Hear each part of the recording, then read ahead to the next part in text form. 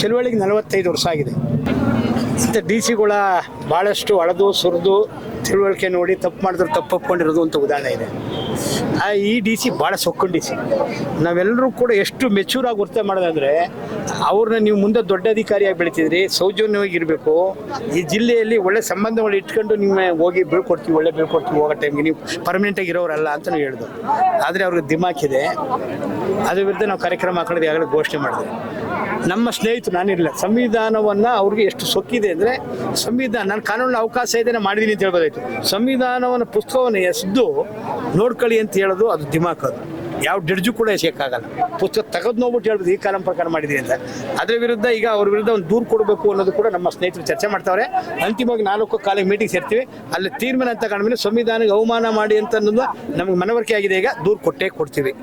ರಾಜ್ಯ ವ್ಯಾಪ್ತಿ ಚಳುವಳಿ ಇಂಥ ಸೊಪ್ಪು ಡಿ ಸಿ ಖಾಲಿ ಮಾಡಿಸ್ಬೇಕು. ಯಾವ ಜಿಲ್ಲಾಧಿಕಾರಿಗಳು ಕೂಡ ಈ ಥರ ಸೊಪ್ಪನ್ನು ಮೆರಿಬಾರ್ದು ಒಂದು ಪರಿಪಾಠ ಹಾಕಿ ರಾಮನಗರದ್ದು ರಾಜ್ಯದ ಒಂದು ಚಳುವಳಿಯಾಗಿ ರಾಮನಗರವನ್ನು ನಾವು ಪರಿಗಣಿಸ್ತೀವಿ.